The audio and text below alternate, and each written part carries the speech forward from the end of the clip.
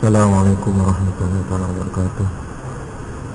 Nahmaduhu wa nusalli ala rasulil karim, amma ba'd.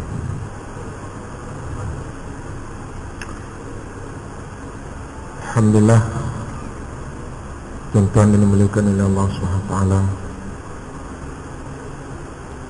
banyak-banyak kita bersyukur kehadrat Allah Subhanahu wa taala kerana dengan limpah dan rahimnya kekal abadi telah beri kita taufik dan hidayat dapat sama-sama datang ke rumah Allah Subhanahu wa taala, dapat kita sujud kepada Allah Subhanahu wa taala, dan Allah Subhanahu wa taala telah tambahkan lagi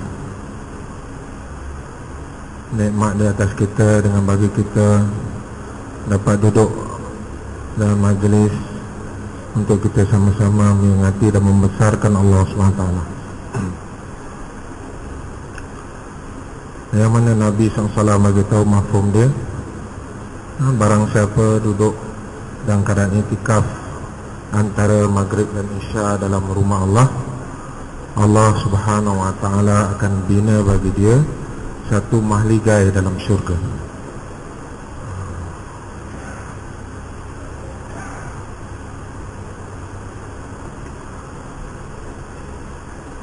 Jadi Allah Subhanahu wa taala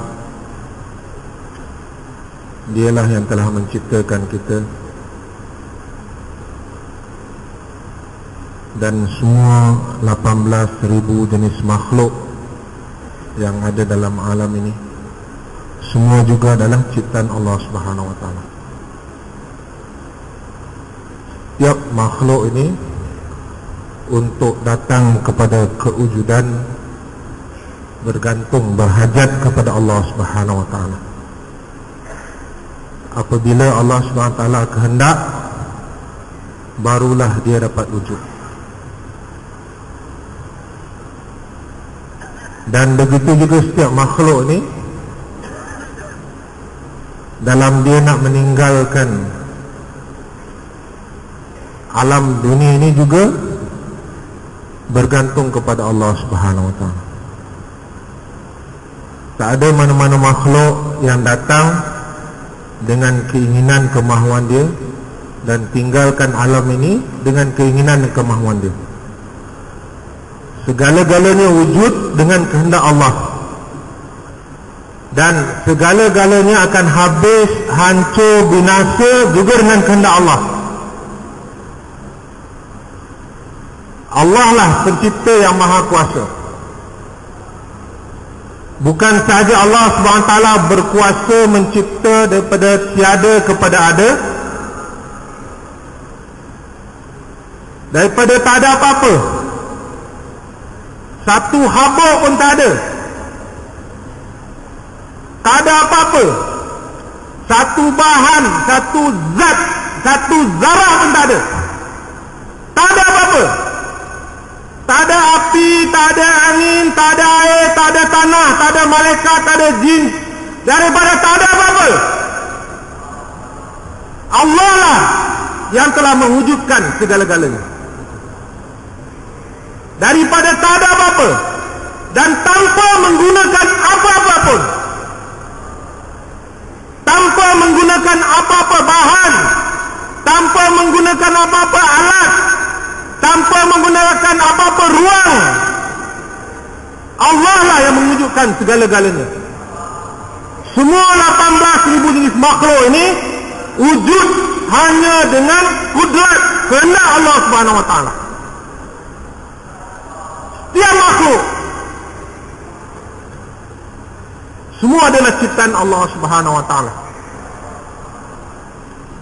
Dan Allah Subhanahu wa taala berkuasa atas setiap makhluk dia. Bukan sahaja Allah SWT berkuasa mewujudkan makhluk dia,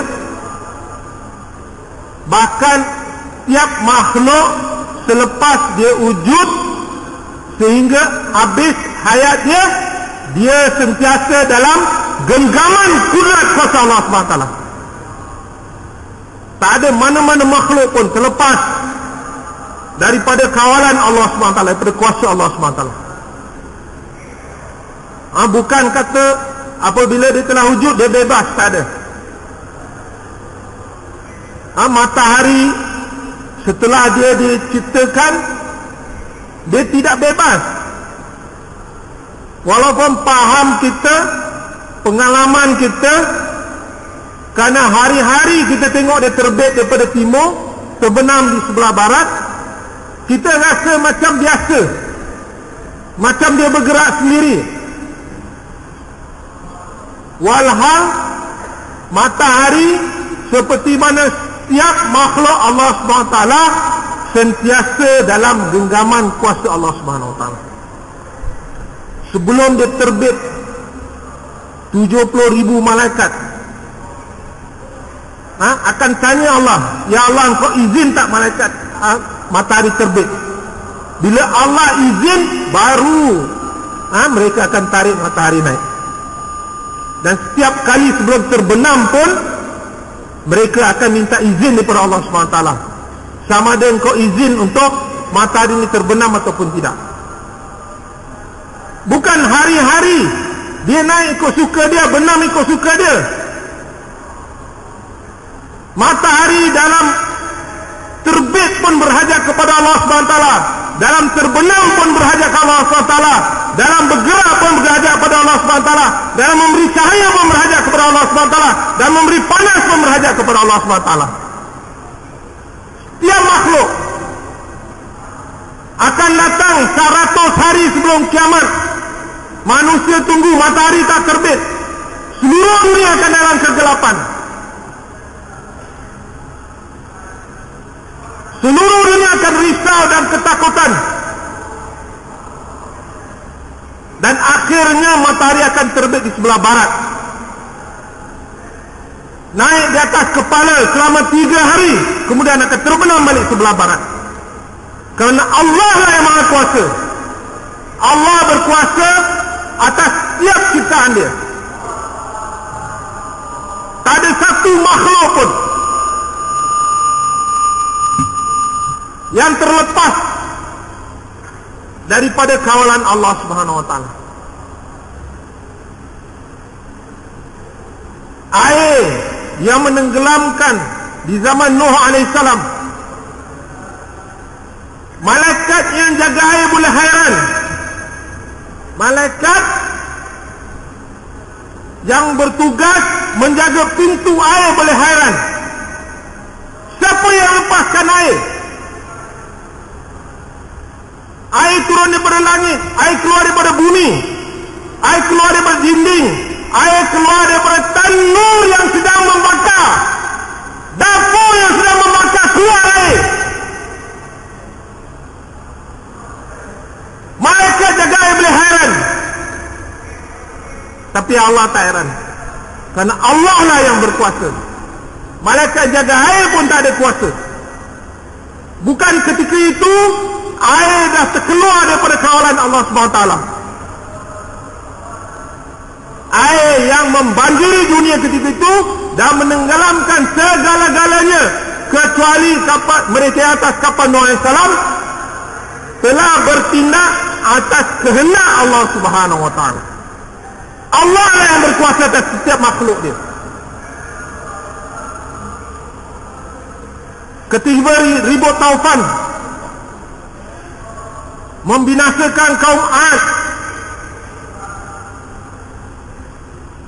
yang meniup selama 17 hari, 18 hari, 17 malam. Kaum Ad yang begitu gagah, yang boleh cabut pokok kurma dengan sebelah tangan saja, diterbangkan oleh angin, dihempapkan kepada dinding-dinding bukit dan hancur longlai. Malaikat jaga angin boleh hairan. Siapa yang lepaskan angin? Tapi Allah tak hairan. Angin yang membinasakan kaum Ad ketika itu membinasakan dengan kehendak Allah Subhanahu wa taala. Dia membinasakan dengan perintah Allah Subhanahu wa taala. Dia juga ketika itu tidak terlepas daripada kawalan Allah Subhanahu wa taala. Allah lah yang berkuasa. Allah berkuasa mencipta semua makhluk dia, dan Allah lah yang berkuasa atas pergerakan tindak tanduk setiap makhluk dia.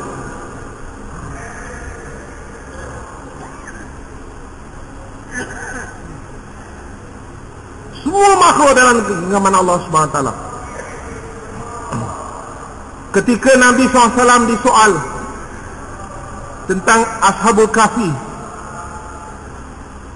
dalam kegairahan nak memberi jawapan dengan harapan mereka akan beriman, mereka akan dapat hidayat, Nabi SAW bersabda mafhum dia, besok kamu datang saya akan bagi jawapan. Tapi besok datang Jibril salam tak datang, lusa datang Jibril salam tak datang, seminggu habis Jibril salam tak datang. Akhirnya Jibril salam muncul. Nabi SAW mengadu, wahai Jibril, kamu tak tahu ke aku sedang tunggu jawapan daripada Allah SWT, kenapa kamu tak datang? Jibril salam dengan penuh sedih bagi tahu, aku memang nak datang, aku tahu ke keinginan kamu. Jibril alaihissalam yang begitu pantas ketika Nabi Yusuf alaihissalam dicampak dalam telaga, Jibril alaihissalam di langit yang ketujuh. Bila Nabi Yusuf alaihissalam jatuh dalam telaga, Allah perintah Jibril alaihissalam untuk selamatkan Nabi Yusuf alaihissalam. Belum Nabi Yusuf alaihissalam sampai ke dasar, dia telah disambut dan diselamat oleh Jibril alaihissalam. Begitu pantas Jibril alaihissalam daripada langit yang ketujuh. Jibril alaihissalam yang begitu kuat, ketika Allah perintah dia untuk terbalikkan kaum Lut, dia ada 300 pasang sayap. Dia menggunakan satu bulu daripada satu sayap, satu bulu daripada satu sayap untuk congkel kaum Nabi Lut sampai langit yang keempat, dan terbalik sebenarnya mereka menjadi laut mati yang tak ada kehidupan sampai kiamat. Ini kekuatan Jibril salam. Tapi ketika Nabi SAW tunggu dia untuk bawa wahyu, dia tak boleh datang. Jibril salam kata apa? Allah tak izin. Allah tak izin. Allah lah yang maha kuasa. Jibril salam pun depan Allah macam burung yang kecut.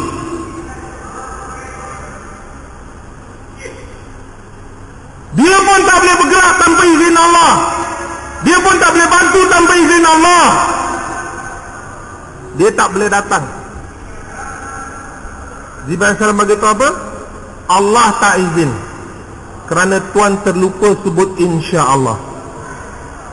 Tak sengaja, kerana terlampau gairah untuk bagi jawapan supaya orang itu beriman. Nabi SAW terlupa sebut insya-Allah, tak sengaja langsung. Tapi Allah tak berkenan, Allah tahan. Jibril salam pun tak boleh bergerak. Inilah Allah, pencipta kita. Dialah pemelihara kita, dialah penjaga kita, dialah pemberi rezeki kita, dialah penyelamat kita. Allah. Semua makhluk yang kita nampak, yang bagi manfaat mudarat, yang bagi baik, yang bagi buruk, yang bagi untung, bagi rugi, semua kita kena nafikan. Ini semua tak ada apa-apa. Semua makhluk, segala harta, segala kuasa, segala kerajaan, segala ilmu, segala kepandaian, segala kekuatan, semua tidak boleh bagi kesan tanpa izin Allah. Allah lah saja yang berkuasa atas segala sesuatu. Kita punya kedai, kebun, pejabat, kilang, tak boleh bagi rezeki kepada kita. Yang bagi rezeki adalah Allah.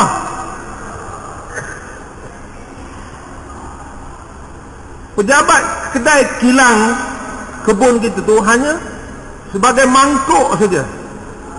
Mangkuk bekas. Apa yang masuk dalam mangkuk? Siapa yang isi? Allah. Ada orang mangkuk dia berbentuk pejabat, ada orang mangkuk dia bentuk kebun, ada orang mangkuk dia bentuk kilang. Rupa bentuk mangkuk sedikit pun tak bagi kesan apa yang akan diisi dalam mangkuk. Apa yang akan masuk dalam mangkuk, siapa yang menentukan? Ar-Razzaq, pemberi rezeki. Pemberi rezekilah yang menentukan. Rupa bentuk mangkuk kita tak bagi kesan apa-apa pun. Besar ke kecil ke, buat pada berlian ke, emas ke, perak ke, daripada kayu ke, daripada tempurung ke, semua sama ke. Apa yang akan masuk, banyak mana masuk, kesan daripada apa yang masuk, manfaat mudarat, untung rugi baik buruk ditentukan oleh Allah.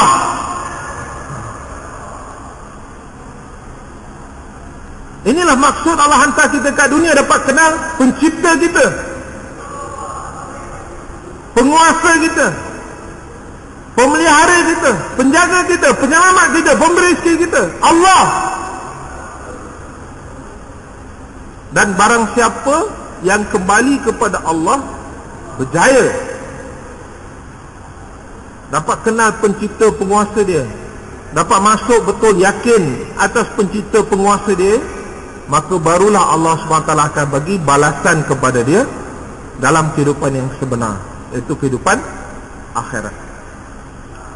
Dunia ini bukan kehidupan yang sebenar. Akhiratlah kehidupan kita yang sebenar. Orang sehat pun mati, orang sakit pun mati, orang kaya pun mati, orang miskin pun mati, orang tua pun mati, orang muda pun mati, orang Islam pun mati, orang yang belum Islam pun mati. Setiap orang. Bukan orang beriman, orang yang taat kekal hidup selama-lamanya, tak ada. Firaun, Qarun, Namrud, mereka saja mati binasa, tak ada. Doktor yang merawat pesakit, doktor pun mati. Ada doktor mati awal daripada pesakit dia, ada anak mati awal daripada bapa dia. Dunia ni bukan kehidupan yang sebenar. Dunia ni ialah untuk memperbetulkan kita punya keyakinan kepada Rabb kita, pencipta kita, pemelihara kita, penjaga kita, penyelamat kita, pemberi rezeki kita. Ini tempat dia. Balasan ialah akhirat, kehidupan yang kekal selama-lamanya.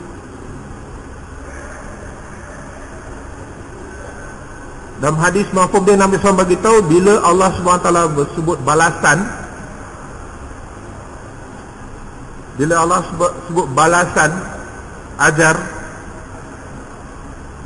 makna dia ialah untuk kehidupan yang ada muda, tak ada tua, selama-lamanya. Itu tempat balasan. Ada hidup, tak ada mati, selama-lamanya. Itu tempat balasan. Dunia ni bukan tempat balasan. Kan dunia ni dia bersifat sementara. Sihat sekejap, sakit sekejap, senang sekejap, susah sekejap. Dia berubah. Tapi akhirat kekal. Kalau susah, susah selama-lamanya. Kalau senang, senang selama-lamanya. Jadi akhiratlah tempat balasan. Memang Allah SWT tak ada niat untuk balas kita dalam dunia ni, kerana dunia ni sangat-sangat sempit, sangat-sangat sementara, dan sangat-sangat terhad. Sangat-sangat terhad. Tempat dia pun kecil. Jadi ini bukan tempat balasan. Dan nikmat-nikmat dalam dunia ini pun terhad. Terhad. Kita paling suka apa pun, akhirnya kita akan bosan juga. Kita suka makan durian, paling suka. Kalau tak termuntah lepas 10 biji, kita akan termuntah lepas 20 biji. Walaupun kita paling suka makan durian, paling suka. Jadi dunia dia punya nikmat dia terhad, walaupun benda itu suka. Akhirat dia tak ada had. Setiap nikmat dalam syurga Allah SWT dia tak ada had. Satu orang tu pindah nikmat bukan kerana dia dah boring dengan satu nikmat tu. Dia cuba benda lain kerana malaikat tegur dia.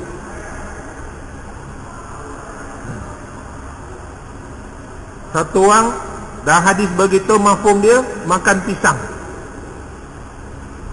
Dia makan pisang bertahun-tahun, tak berhenti-berhenti. Tak ada rasa loya, tak rasa termuntah. Setiap kali makan, makin sedap.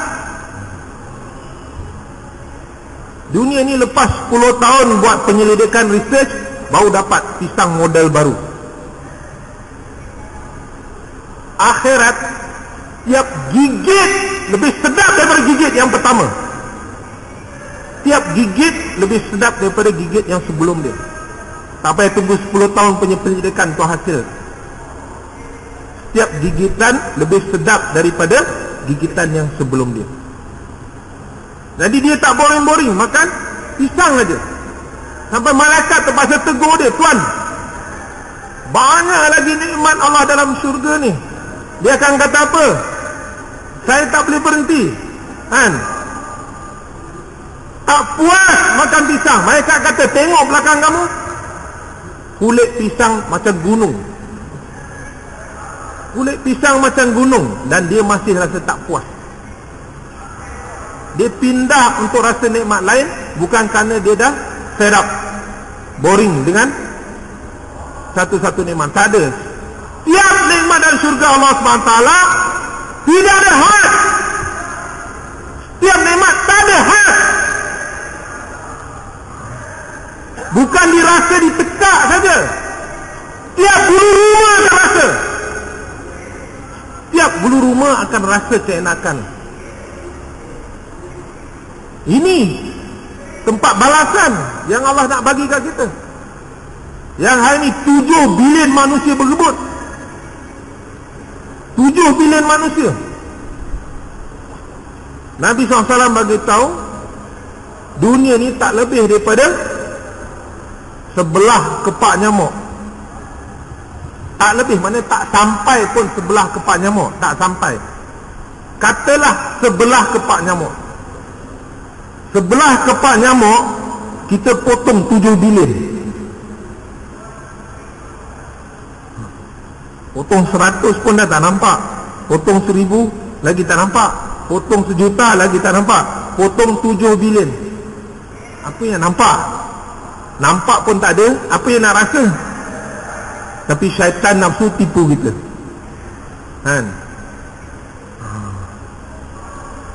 Dia bagi kita terliur juga dengan dunia ni.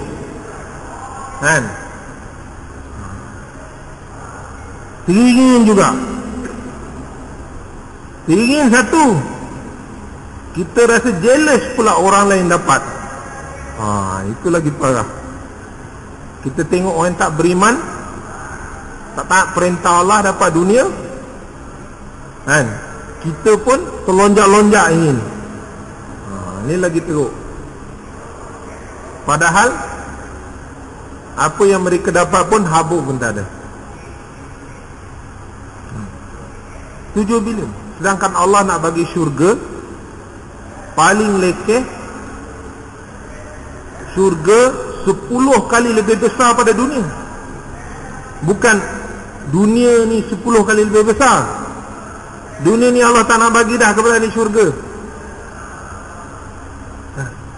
Dunia ni kalau Allah bagi pada syurga, dia akan termuntah. Macam mana kita hari ni tengok Uri dalam perut ibu tu. Itulah tempat kita bergelumang 9 bulan 10 hari. Seronok sangat kita dalam perut ibu kita tu, kan? Hari ni kalau Uri tu diberi pada kita, kita pun nak termuntah. Padahal itulah tempat hidup kita. Begitulah dunia ni. Kalau Allah tunjukkan kita dalam syurga nanti, nak termuntah kita. Jadi Allah bukan nak bagi dunia, Allah nak bagi syurga yang nikmat dia tak ada had. Paling lekeh 10 kali lebih besar pada dunia. Maknanya untuk satu nafsu paling lekeh pun perlu syurga 10 kali dunia. Macam mana boleh dunia yang kecil ni puaskan 7 bilion punya nafsu? Memang salah besar lah kalau kita jadikan dunia maksud kita. Sebab tu semua Anbiya SAW datang ajak manusia kepada akhirat. Itulah kehidupan kita yang sebenar. Tak lama saja lagi tuan, akan datang masa setiap kita akan kena tinggalkan dunia. Semua anak, isteri, kaum keluarga, kedai, pejabat, jawatan, harta, benda, rumah, kenderaan kita, pakaian kita, makanan kita, semua kita akan tinggalkan. Siap daripada kita. Tak lama je lagi. Syaitan dia bagi rasa lama. 60-70 tahun dia bagi kita rasa lama. Sebenarnya tak lama je lagi. Nabi SAW bagi tahu, mafhum hadis, ada orang ketika sakaratul maut akan rasa seolah-olah malam baru sampai ke dunia, hari ini dah nak kena tinggalkan dunia. Ini hakikat tempoh hidup dunia kita. Sama ada satu orang tu hidup 7 hari je ke, 7 tahun je ke, ataupun 70 tahun, sebenarnya sama saja. Dan Nabi SAW beritahu ada orang akan rasa lebih singkat daripada itu. Seolah pagi tadi baru datang ke dunia, petang ni dah akan tinggalkan dunia.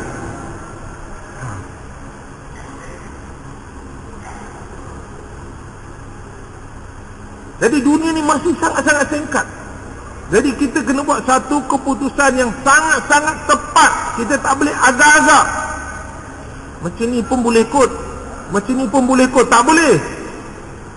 Dia satu saja. Kita kena ambil jalan yang sangat-sangat tepat. Tak boleh agak-agak. Kita kena pastikan setiap langkah kita betul membawa kepada keredaan Allah SWT.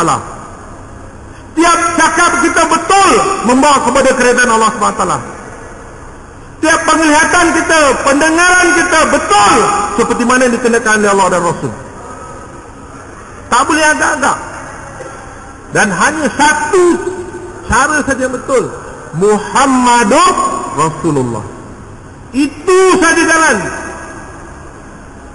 Itu satu-satu cara yang Allah akan terima. Siapa yang kembali bawa cara yang lain, semua Allah akan reject. Semua Allah akan tolak.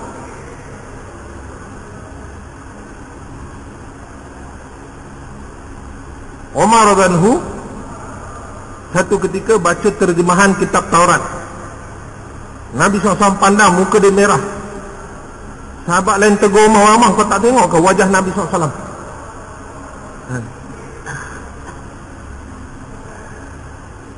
Maka Nabi SAW beritahu, wahai Umar, sekiranya Musa AS datang pada zaman ini, dia juga takkan selamat kalau dia tak ikut cara aku.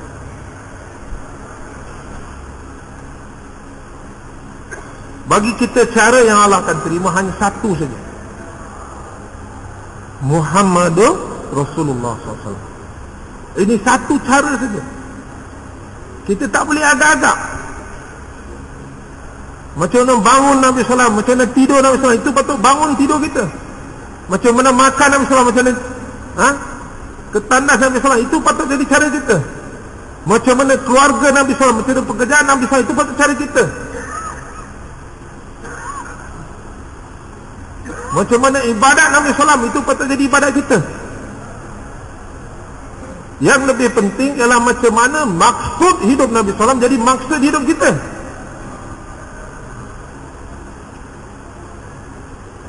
Nabi SAW tak ada maksud lain.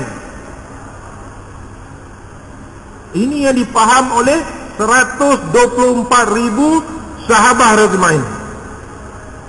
Setiap sahabat radhiyallahu mereka ada paham yang tepat apa maksud hidup Nabi SAW.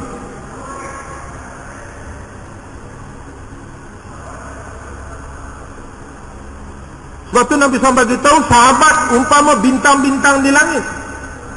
Ikut mana-mana satu kamu takkan sesat. Ikut mana-mana satu. Daripada 124,000 tu ikut mana-mana satu, pasti dapat petunjuk. Ini sahabat.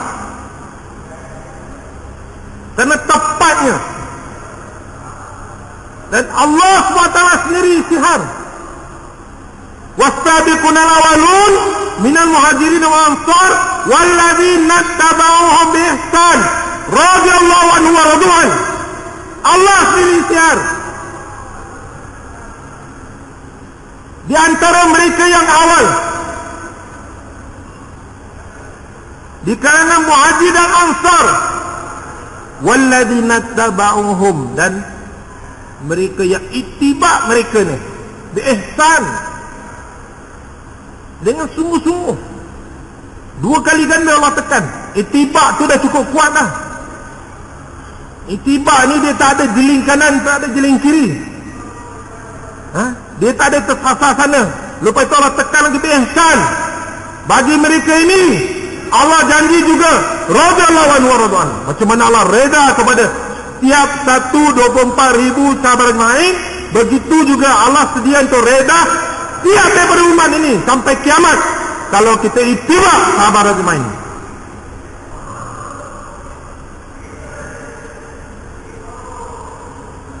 Kerana setiap daripada mereka sedar, faham, dan mereka menghayati tepat macam mana maksud hidup Nabi SAW. Mereka tak ada keinginan apa-apa. Macam mana Nabi SAW tak ada keinginan apa-apa. Orang Makkah tawarkan, wahai Muhammad SAW, kalau kamu buat dakwah ni kerana kamu nak jadi kaya, kami akan himpun semua harta untuk bagi pada kamu. Kalau kamu buat dakwah ni kerana kamu nak jadi pemerintah, kami akan lantik kamu jadi pemerintah di Mekah. Kalau kamu buat dakwah ni kerana kamu nak wanita, kami akan pilih yang tercantik untuk jadi isteri kamu. Nabi SAW jawab apa? Itu dalam kemampuan mereka. Nabi SAW jawab, apa yang mereka pasti tak mampu buat. Kalau kamu dapat bawa matahari atas tangan kanan saya, bulan atas tangan kiri saya, namun satu ketika pun saya tak akan berhenti daripada kerja ni. Sama ada agama ini tersebar ataupun leher saya dipenggal. Nabi SAW tak ada keinginan apa-apa. Tak ada apa-apa benda dunia. Itu Quraisy musyrikin punya tawaran.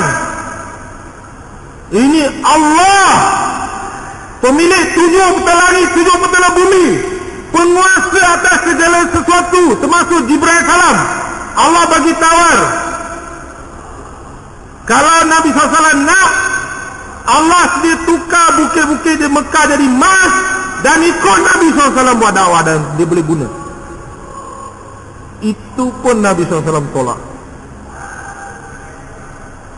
Kalau kita kata tadi itu tawaran Quraisy musyrikin, mungkin pengelat, mungkin penipu, kan? Tapi ini Allah sendiri tawarkan, pun Nabi SAW tolak. Nabi SAW lebih sedia untuk lapar satu hari, dapat bersabar, kenyang satu hari, dapat bersyukur kepada Allah SWT. Tak ada apa-apa keinginan. Tak ada apa-apa keinginan. Begitulah yang telah meresap dalam diri setiap sahabat main. Mereka juga telah dapat faham yang sama, yakin yang sama, dan maksud hidup yang sama. Setiap 124,000 sahabat main, mereka mewarisi fikir, risau, usaha, kerja, pengorbanan Nabi SAW.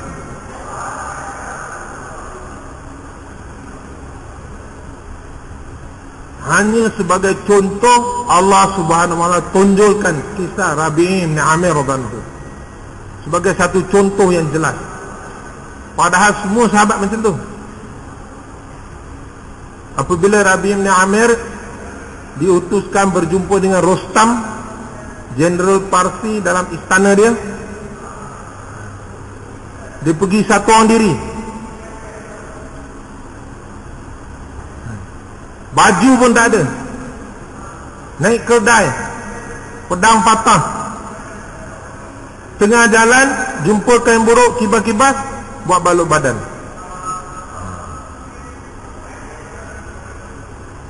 Ini sahabat, tak ada terkesan dengan apa-apa.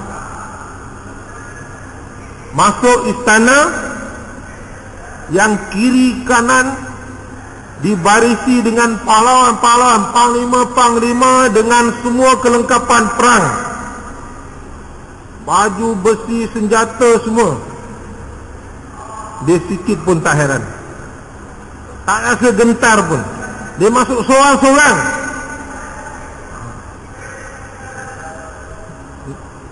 Dengan menunggangi kedai dia, tak tinggal pun kat luar.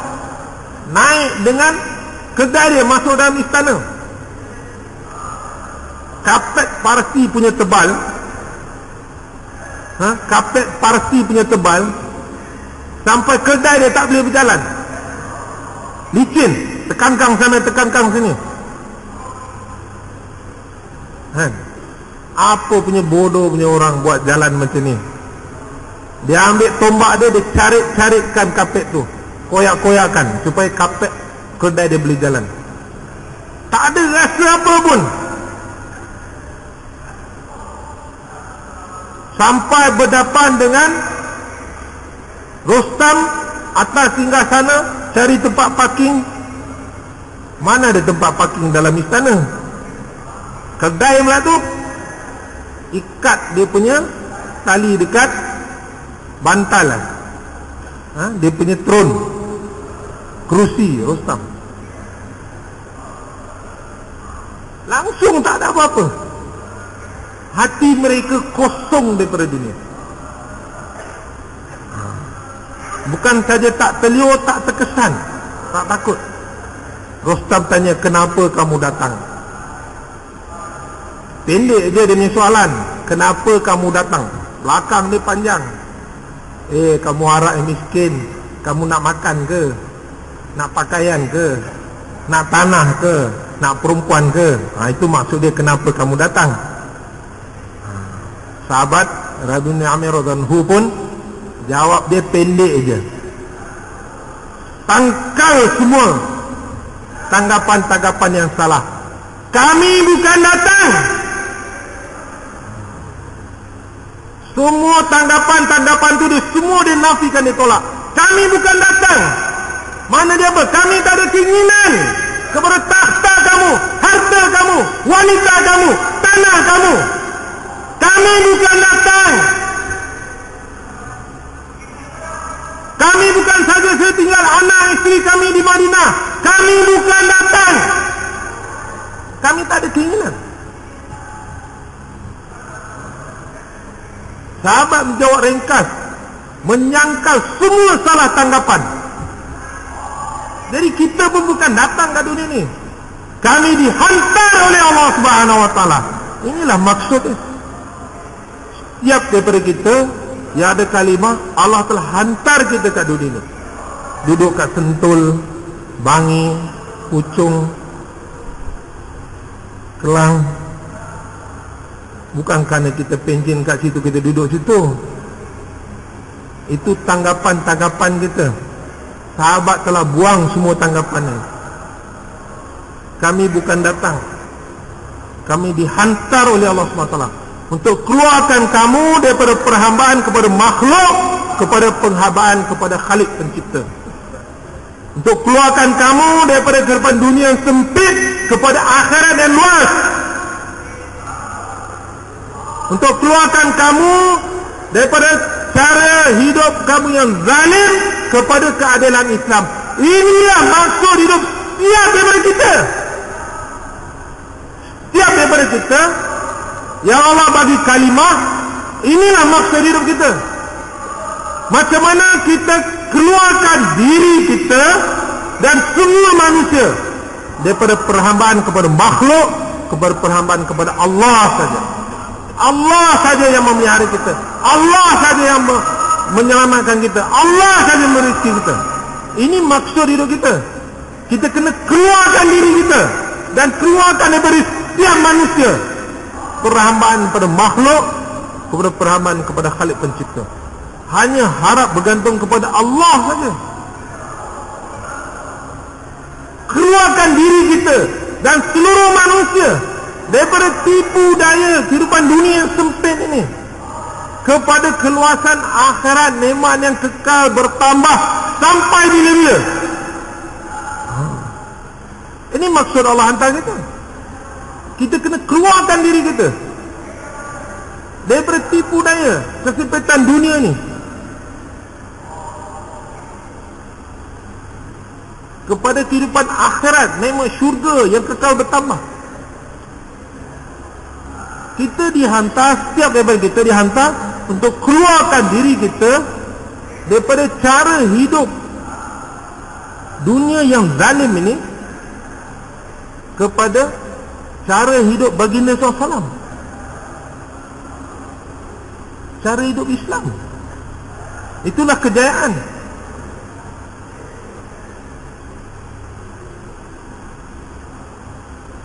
Ikut cara Nabi, jaya. Musa AS bila dia ketuk Laut Merah, terbelah jadi 12 lorong.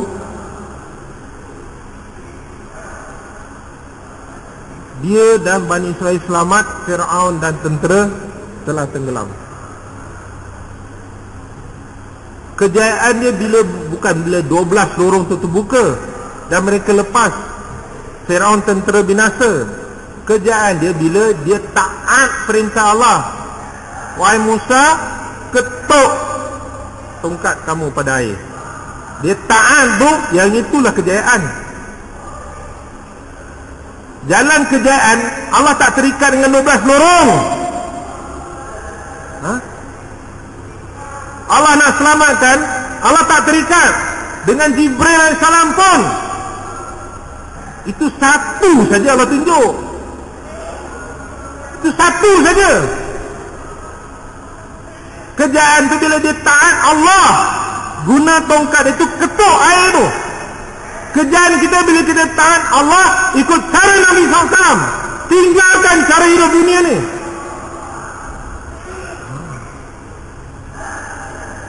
Macam mana Allah nak selamatkan, macam mana Allah nak maju, itu Allah punya kerja. Allah tak terikat untuk naikkan gaji kita daripada 5,000 untuk 50,000 nak bagi cukup. Daripada basikal nak bagi Mercedes, baru Allah nak bagi selesa. Daripada sekali makan satu hari kepada 6 kali makan satu hari, baru kita rasa senang. Tak ada, Allah tak terikat dengan semua tu. Nabi Ayub AS 18 tahun dalam sakit, seluruh badan dimakan ulat. Dia kata masa itulah dia masa yang paling bahagia. Dalam keadaan badan sedang dimakan ulat, dia kata masa itulah paling tak. Bilar dan Hu ketika dicemeti, diempap dengan batu, diheret di padang pasir, dia sebut ahad-ahad, dia kata masa itulah paling nikmat. Sebenarnya kita tak faham. Untuk Allah bagi nikmat, bahagia, bukan ikut definasi kita. Kena ada keadaan macam ni, kena ada benda tu. Tak ada, Allah tak terikat. Itu kerja Allah. Kerja kita taat Allah. Jadi ini maksud kita. Keluarkan diri kita dan seluruh manusia daripada perhambaan, pergantungan kepada makhluk, kepada perhambaan pergantungan hanya kepada Allah. Ini kerja kita. Keluarkan diri kita dan seluruh manusia daripada tipu daya dunia yang fana ini kepada janji-janji akhirat yang kekal selama-lamanya. Ini maksud hidup kita. Keluarkan diri kita dan seluruh umat manusia daripada kezaliman cara hidup dunia ini kepada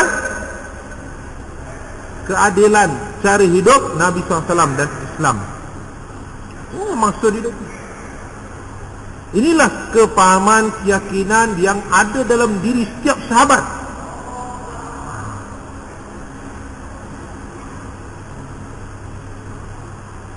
Sehingga bantuan pertolongan Allah SWT datang kepada mereka secara sempurna.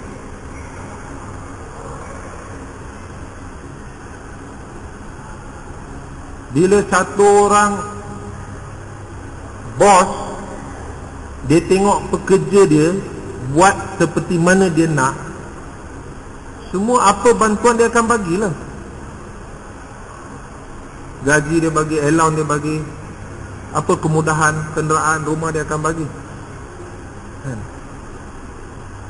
Bila pekerja tu tak buat seperti mana kehendak dia, bukannya dia tahan bantuan dia, silap-silap dia buang. Nauzubillah. Allah SWT bagi ancaman, kalau kamu tak sedia untuk bangun atas tanggungjawab ini, Allah akan ganti kamu dengan kaum lain. Jadi bantuan pertolongan Allah kepada kita dan seluruh umat bergantung atas tanggungjawab ini. Setiap daripada kita bertanggungjawab. Macam ni kita dapat ubah keyakinan kita, amalan agama kita dan seluruh umat manusia. Seluruh umat manusia, tanggungjawab kita. Jadi kita bukan dihantar untuk isteri kita saja, untuk anak kita saja, untuk keluarga kita saja, untuk kedai, kebun pejabat kita. Kita dihantar ukhrijat linnas, untuk manfaat seluruh manusia. Linnas, bukan untuk orang Kolombo saja, orang Malaysia saja, orang Melayu saja. Linnas, seluruh manusia, seluruh alam sampai kiamat. Allah sendiri istihar, kuntum khairu ummatin ukhrijat linnas. Setiap daripada kita dihantar untuk manfaat seluruh manusia, seluruh alam sampai kiamat. Apa dia manfaat yang kalau tak ada tak boleh cium syurga dan pasti akan kekal dalam neraka? Rumah banglo ke? Gaji 1 juta sebulan ke? Kenderaan mewah ke? Makanan sedap ke? Kalau tak ada benda tu, kita akan terhalang daripada masuk syurga dan kekal dalam neraka selama-lamanya. Tak ada. Tapi yang pasti, siapa yang tak ada kalimah la ilaha illallah Muhammadur Rasulullah di kalangan umat ini, kalau mati mereka akan terjauh daripada syurga dan akan kekal dalam neraka selama-lamanya. Inilah manfaat yang paling penting yang kita dihantar supaya seluruh manusia ukhrijat linnas, seluruh manusia, seluruh alam sampai kiamat. Ini manfaat paling penting. Kalau dia mati tak sempat duduk banglau, kalau dia mati tak sempat kahwin, dia mati tak cukup makan, tak cukup pakaian, itu tak akan menghalang dia daripada masuk syurga. Itu tak akan condemnkan dia masuk dalam neraka. Tapi kalau mati tanpa kalimah, pasti dia akan terhalang daripada masuk syurga dan kekal dalam neraka Allah SWT. Jadi ini tanggungjawab kita, setiap daripada kita. Setiap daripada kita. Jadi kita kena buat keputusan. Ini kerja saya, ini tanggungjawab saya. Dan kita buat kerja daripada masjid-masjid kita. Setiap 124,000 sahabat ajma'in telah menjadi sahabat yang begitu rupa, yang iman. Nabi SAW kata, Allah perintah kita untuk usaha macam iman mereka. Allah perintah kita, kerana setiap mereka telah terbentuk melalui amal-amal masjid. Setiap daripada mereka 23 tahun kehidupan nubuah Nabi SAW berpusatkan amal masjid. Jadi setiap sahabat ajma'in mereka telah diacuankan melalui amal masjid. Jadi kita dan seluruh umat juga akan terbentuk kalau kita masuk dalam acuan yang sama. Kalau kita masuk dalam acuan lain, kita takkan jadi. Masuk dalam acuan kuih lompang nak jadi kuih baulu. Suruh semua wali di dunia doa baca Yasin, sembahyang hajat, takkan jadi. Kita kena masuk dalam acuan macam mana setiap sahabat telah dibentuk. Dengan cara itulah setiap kita juga akan terbentuk. Jadi sebab itu kita kena usaha untuk bagi masa di masjid kita dan keluarkan jemaah-jemaah daripada masjid kita. Sekarang ini masjid-masjid kita dan surau kita belum ada suasana masjid. Sebab tu kita kena keluar jalan Allah SWT, bentuk-bentuk jemaah, keluar jalan Allah SWT untuk wujudkan amal-amal masjid, yang mana melalui ini kita dan umat ini akan diislah dan dibaiki oleh Allah SWT. Allah sendiri, seperti mana Allah sendiri yang telah ambil tanggungjawab untuk mengislah dan baiki sahabat, untuk tarbiyah dan latih mereka, untuk tazkiyah dan cucikan mereka, Allah yang sama sendiri akan ambil tanggungjawab untuk islah dan baiki diri setiap daripada kita, untuk tarbiyah dan latih setiap daripada kita, dan untuk tazkiyah dan sucikan setiap daripada kita, bila kita letak diri kita dalam acuan yang sama. Cara dia secara masjid. Untuk ini semua kita sedia insyaAllah. Ini saja satu cara. Dan kita tak ada banyak masa tuan. Kita tak ada banyak masa. 20 tahun habis, 30 tahun habis, 40 tahun habis. Tak ada, sikit saja lagi tuan. Sikit saja lagi yang kita nak tunjuk pada Allah Subhanahu Wa Taala. Jadi kita kena atur tuan. Kemudiankan benda-benda yang kita boleh kemudiankan. Anas bin Nadar radhiyallahu anhu tak berkesempatan untuk sertai peperangan pertama apa? Badar. Bila tengok kejayaan orang Islam dan ganjaran begitu besar Allah bagi kepada ahli-ahli Badar, yang mana kalau lepas ni ahli Badar ni dia tak buat apa kebaikan pun Allah akan takkan tangkap dia. Macam tu hebat ahli Badar. Anas radhiyallahu anhu dia tak ada dalam Badar, jadi dia begitu tekilan. Dia begitu tekilan sekali. Maka dia berazam sungguh-sungguh, ya Allah, bagilah aku satu peluang untuk aku tunjuk apa aku boleh buat, apa korban yang aku boleh buat. Dia sungguh-sungguh azam, sungguh-sungguh doa. Lebih kurang 9 bulan atau 11 bulan lepas tu munculnya Uhud. Maka Anas radhiyallahu anhu begitu bergembira, sekarang aku ada peluang. Sekarang aku ada peluang. Maka dia pun telah menyertai Uhud, dan dia berperang begitu gigih sekali sehingga telah syahid dalam medan Uhud. Tak ada siapa kenal jenazah dia. Adik perempuan dia saja boleh kenal daripada ujung jari dia. Diperiksa badan, lebih kurang 80 liang luka pada badan dia.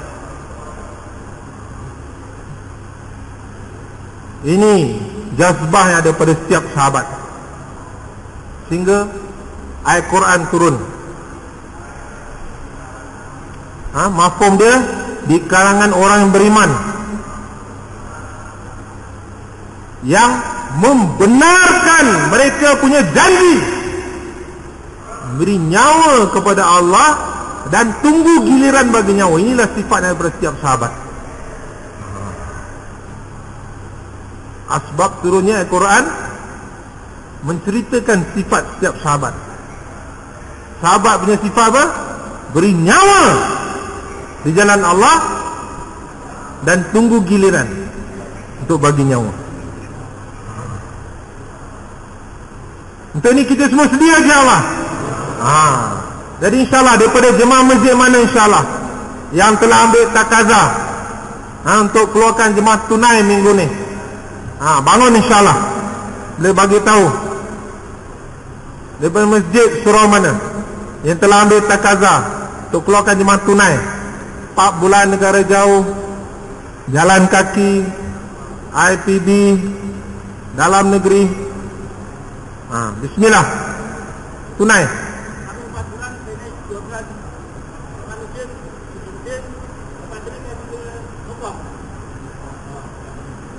Dari mana? Masya Allah. Ini malam markas Malaysia ke Indonesia? Orang pertama bangun daripada Indonesia. Kena tukar peta ni. Kita duduk silap tempat ke? InsyaAllah, bismillah. Jemaah masjid mana? InsyaAllah dia dah ambil takazah minggu lepas atau minggu sebelum ni, keluarkan jemaah sempurna ataupun berapa orang telah dapat disediakan insyaAllah 4 bulan, 2 bulan ataupun 40 hari. Bismillah, tunai. Masya Allah.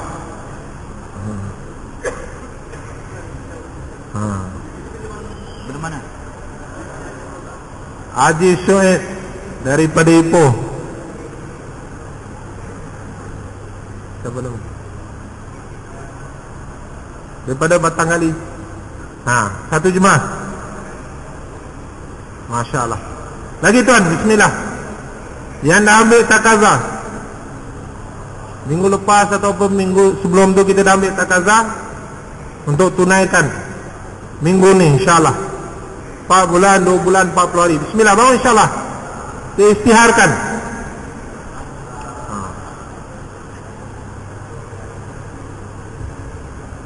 Ini jazbah yang ada pada sahabat. Tunggu giliran aja. Tunggu giliran. Bila lagi Nabi nak ajak? Bila lagi? Bila ada takazah? Itu maksud mereka datang masjid. Itu maksud mereka datang masjid, untuk sambut takazah. Jadi ini kita belajar-belajar. Masya Allah. Ada lagi masjid. Kalau tak secara masjid, secara individu. Masjid Pakistan dan Kampung Baru. Satu jemaah 4 bulan. 4 bulan Jepun. Masya Allah, 3 jemaah. Masya Allah. Beranikan diri kita ambil tanggungjawab. Bismillah. Bangun tuan, Masya Allah. Setiap kita belakang kita adalah bantuan Allah. Bantuan Allah. Siapa yang ambil tanggungjawab, Allah yang akan bantu dia. Bangun insyaAllah, bismillah. Yang tunai ada tak? InsyaAllah, bismillah. Secara individu, yang tunai. Masya Allah. Ataupun tadi dia tak tunai, sekarang dia rasa nak tunai. Bangun, bismillah. Masa datang tadi bagi tahu isteri nak iktikaf malam markas, tapi sekarang Allah dah letak dalam hati, InsyaAllah nak keluar tunai. Bangun insyaAllah, bismillah. Bangun insyaAllah, bangun dulu. Sebelum mesyuarat dengan isteri, sebelum mesyuarat dengan siapa, bangun dulu. Mesyuarat dengan Allah dulu. Semayang hajat dulu, doa dulu. Bangun insyaAllah, bismillah. Siapa yang dalam hati dia ada keinginan nak keluar tunai, bangun insyaAllah, bismillah. Dalam hati dia sedia nak keluar tunai.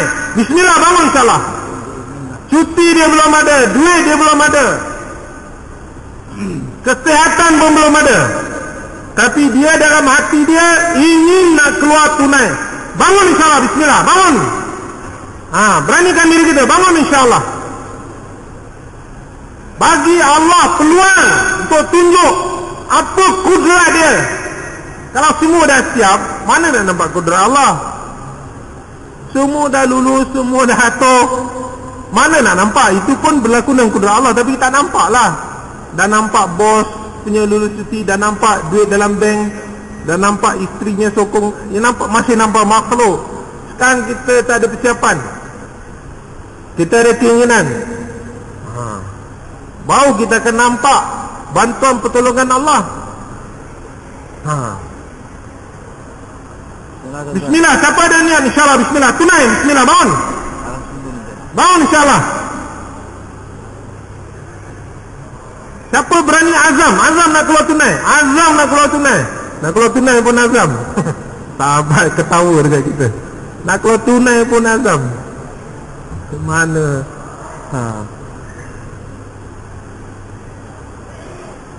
InsyaAllah.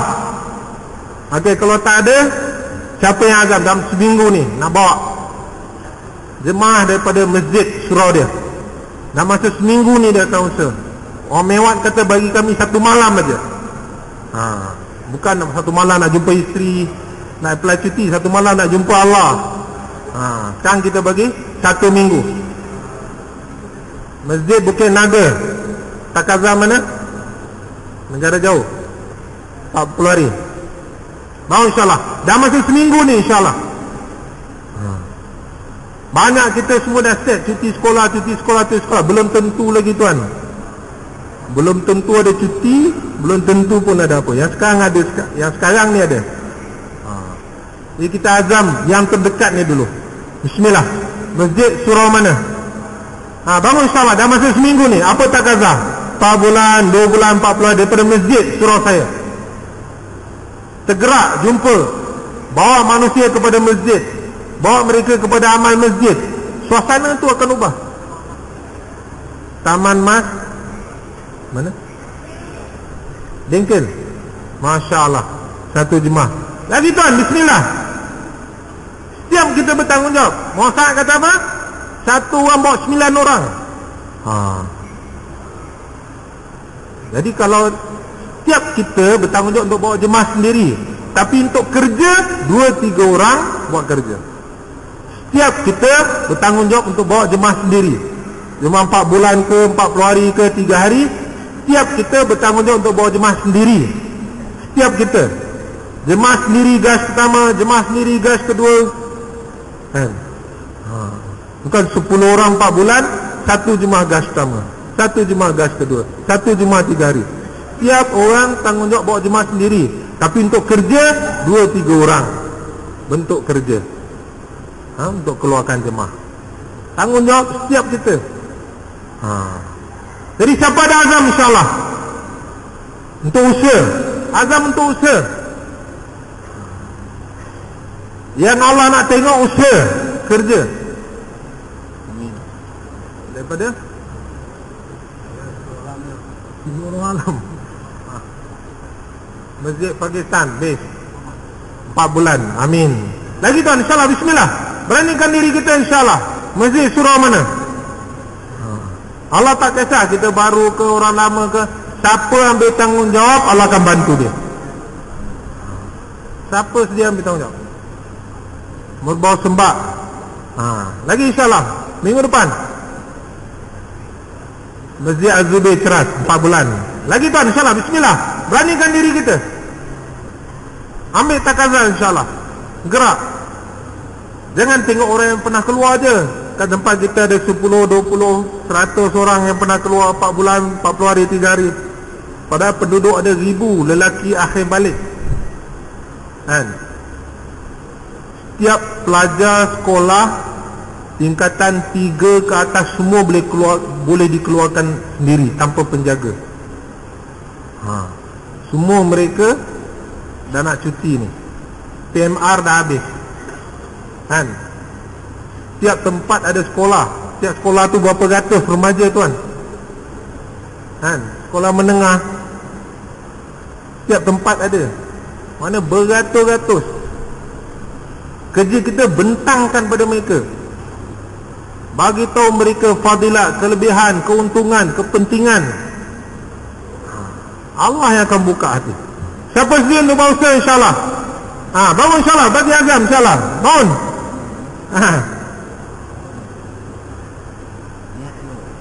Memang semua ada azam, tapi kalau bangun tu dia kuat sikit lah. InsyaAllah. Daripada mana? Masjid surau mana? Lagi bangun insyaAllah. Bismillah. Masya Allah. Masya Allah. Abu Ansari 85 tahun. Anak dia kata ayah tak payah pergi. Cucu dia kata atuk tak payah pergi. Kan? Abu Ansari radhiyallahu umur 80 lebih. Kan? Dia kata ayat ini tidak membenarkan aku tinggal di rumah. Apa ayat dia kena tanya ustaz lah, saya pun tak ingat. Jangan campakkan diri kamu dalam kebinasaan. Ini faham setiap sahabat. Hidup pun mereka ada jazbah keluar jangan, mati pun mereka minta supaya jenazah mereka dibawa keluar jangan salah. Jadi makam dia di Istanbul, dan semua makam sahabat yang lebih daripada 110,000 orang yang ada seluruh dunia, ini jadi tanda pada kita. Kita tak boleh nafikan. Itulah jalan yang telah membawa mereka kepada kejayaan. Kita belum lagi keluar bawa batu nisan, kain kapan, tak ada. Kita bawa perbelanjaan dan pakaian tu 4 bulan 40 hari je. Kalau ajal sampai, insyaAllah lah. Kan? Jadi insyaAllah bismillah. Siapa lagi ada azam insyaAllah daripada masjid surau dia? Dah masa seminggu ni. Seminggu ni yang dah bentuk jemaah cuti sekolah semua, alhamdulillah. Tapi yang baki lagi banyak tuan. Kita bukan terhad kepada itu saja. 1 jemaah ataupun 10 jemaah dah siap daripada masjid kita bila cuti sekolah. Itu bukan makna kerja dah habis, kerja dah siap, tak. Banyak lagi. Keluarkan mereka minggu ni 3 hari, minggu depan mereka boleh keluar 40 hari. Yang Allah nak tengok usaha. Yang Allah nak tengok usaha. Siapa sedia berusaha insyaAllah? Semua kita sedia insyaAllah. Orang Melayu dia memang segan. Semua azam insyaAllah sungguh-sungguh. Jadi kita akan duduk secara masjid lepas ini dalam kawasan halqah, tapi duduk secara masjid untuk fikirkan takazanya. Kan? Untuk fikirkan takaza ni. Apa takaza yang kita boleh sempurnakan? Termasuk takaza 5 amal. Mana masjid boleh sempurnakan amalan DTI, 5 amal mereka, gas mereka. Dan takaza yang berterusan tuan-tuan ialah mana masjid yang tak ada malam markas ni. Dia tak ada di jalan Allah. Minggu ni minggu ketiga, mungkin ada banyak masjid yang keluar, jemaah sedang keluar banyak, jemaah 3 hari. Kan? Yang keluar alhamdulillah. Tapi ini masjid keluar pun tidak, tapi malam markas pun tidak. Jadi tiap-tiap minggu, setiap kita yang datang ni kena ada prihatin. Kan? Nabi SAW dia biasa tengok sahabat, siapa yang tak ada. Dan sahabat pun mereka mewarisi sifat tu. Umar radhiyallahu lepas satu subuh tengok Salman bin Abi Hatmah tak ada. Dia pun pergi ziarah. Mak dia kata dia beribadat sepanjang malam, ngantuk menguasai dia sebelum subuh. Umar ada bagi tahu, aku lebih suka sembahyang berjemaah daripada sembahyang sepanjang malam. Jadi Umar radhiyallahu mewarisi sifat Nabi SAW. Prihatin. Satu orang tak datang sembahyang subuh pun dia perasan. Bukan setakat perasan, oh besok kot dia datang, tak ada, dia tak bagikan. Nabi SAW telah didik sahabat, jangan satu orang pun putus satu ketika pun, satu waktu daripada masjid. Tak ada, terus pergi ziarah dengan penuh sangka baik. Jadi kita datang malam markaz, pertama tengok muhala kita. Siapa yang dalam muhala kita yang tak ada sini, tapi dia tak outstation. Orang yang outstation balik kampung ataupun sedang keluar, itu lain. Tapi dia in station. Dia in station. Jadi kawan kita ni, siapa nak pergi ziarah, besok bagi tahu apa takazah. Terus tak tunggu lagi, tengok minggu depan kok dia muncul. Syaitan bagi kita sabar. Kadang kita ni sabar ni terlampau tinggi. Sampai sebulan kawan tak muncul pun kita sabar lagi, sangka baik lagi. Sampai dia punya kubur kat mana pun dah tak tahu. Cara yang Nabi SAW didik sahabat tak ada. Satu waktu tak ada, terus pergi ziarah. Boleh insyaAllah. Kita duduk secara masjid, mengikut dalam kawasan halkah kita, tengok mana ahli jemaah masjid kita yang tak ada, siapa tanggungjawab. Siapa tanggungjawab untuk sampaikan takazah ni besok pagi. Yang kedua, dalam halkah kita, mana jemaah masjid yang tak ada. Kalau dia outstation pun keluar, kita kena satukan fikir dengan dia. Allah punya bantuan bila ada ijtimaiyat, satu fikir, satu hati.